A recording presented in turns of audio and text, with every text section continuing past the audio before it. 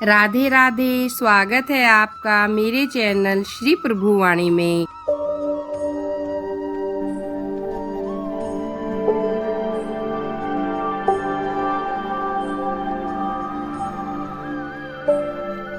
आज की हमारी इस वीडियो में हम आपको पीपल देवता की बहुत सुंदर कहानी सुनाने वाले हैं।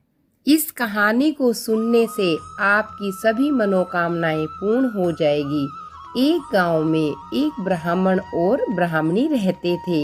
ब्राह्मण रोज जेठ माह में पीपल देव को जल चढ़ाया करते थे, पूजा पाठ करते थे। वह बिना पूजा पाठ के अन्न और जल ग्रहण नहीं करते थे। जब भी ब्राह्मण देवता पूजा करते थे, उनको एक आवाज सुनाई देती थी, मैं दूं और तू मांग। ब्राह्मण देवता सोचते, ये आवाजें कहाँ से आ रही हैं? ब्राह्मण को कुछ भी समझ में नहीं आता था। घर जाकर भी वह इसी बारे में सोचते रहते थे, वह सब आवाजें क्यों आती हैं। एक दिन ब्राह्मणी ने ब्राह्मण से पूछा, मैं आपको इतने अच्छे से खिलाती पिलाती हूँ, सेवा करती हूँ, घर में कोई कमी भी नहीं है, सब कुछ बहुत अच्छे से चल रहा है, फिर आप चिंतित रहते हैं और दुबले क्यों हो रहे हैं? अपने दुख का कारण मुझे बताइए। तब ब्राह्मण ने अपनी पत्नी से कहा, जब भी मैं पीपल की पूजा करता हूँ, एक ही आवाज आती है, मैं दूं और तू मांग। ये आवाज कहाँ से आती है? मैं इससे बहुत परेशान हूँ। तब ब्राह्मणी बोली, वह तो साक्षात पीपल देवता हैं। पीपल में ब्रह्मा जी का वास, लक्ष्मी जी का वास, विष्णु जी का वास और शिव का वास है। आप उनसे अपनी मनोकामनाएं बोल दीजिए। तब ब्राह्मण देवता ने पूछा, मैं क्या मांगूं? उनकी पत्नी ने उनसे कहा, आप बोलना, 16 साल की माया दे, 1000 साल की काया दे, बेटा पोती परिवार दे, सारा सुख और चैन दे, यह बोल देना। ब्राह्मण देवता सुबह जल्दी से उठे और पूजा करने के लिए वह पीपल देवता के पास गए। फिर उनको वही आवाजें सुनाई देने लगी, तू मांग और मैं दूं।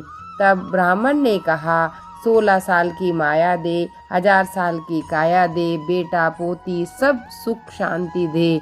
पीपल देवता सोचने लगे, ब्राह्मण तो बहुत सीधा साधा है, लेकिन बड़ी चालाकी से उसने मुझसे बहुत कुछ मांग लिया। पीपल देवता ने ब्राह्मण से कहा, जैसा तुमने मांगा वह सब तुम्हें मिल जाएगा। उसके बाद ब्राह्मण अपने घर को चल दिया। जब पीपल देवता से मांग कर वह घर आए तो रास्ते में सोचने लगे, मैंने मांग तो लिया, लेकिन मुझे पीपल देवता ने कुछ भी नहीं दिया। यह सोचते सोचते वह अपने घर के कुछ आगे निकल गए। तब ब्राह्मणी ने पीछे से आवाज लगाई और बोली, तुम घर का रास्ता आज कैसे भटक गए? तुम अपने घर के आगे से निकल गए और तुम इतनी चिंता में थे कि तुम्हें पता ही नहीं चला कि तुम्हारा घर पीछे रह गया है। तब ब्राह्मण देवता ने पीछे मुड़कर देखा और बड़ा सा महल देखकर सोचने लगे, मेरी तो एक छोटी सी झोपड़ी थी, वह कहाँ चली गई? तब ब्राह्मणी ने कहा कि मैं आपसे कहती थी ना, पीपल में सभी देवताओं का वास होता है। आप अपने मन की बात उन देवताओं से कह दीजिए तो वह आपकी बात अवश्य सुनेंगे। आपने जो भी मांगा वह सब आपको उन्होंने दे दिया। ब्राह्मण ने कहा, नहीं, मुझे उन्होंने कुछ नहीं दिया, मैं तो खाली हाथ ही आया हूँ। मैं पूरे रास्ते चिंता में था कि मुझे पीपल देव ने कुछ नहीं दिया। ब्राह्मणी बोली, नहीं, उन्होंने हमें सब कुछ दे दिया है, आप घर के अंदर चल कर तो देखिए। तब ब्राह्मण घर के अंदर गया। वहाँ उसके पोता पोती खेल रहे थे। घर में सारी धन दौलत थी। तब ब्राह्मण ने पीपल देवता को प्रणाम किया और क्षमा याचना की और कहा कि हे पीपल देवता, मैंने आपसे जो भी मांगा है आपने मुझे दे दिया। तभी उस ब्राह्मण ने सारे गांव में ढिंढोरा पिटवा कर कहा जेठ के महीने में पीपल देवता की पूजा अवश्य करें।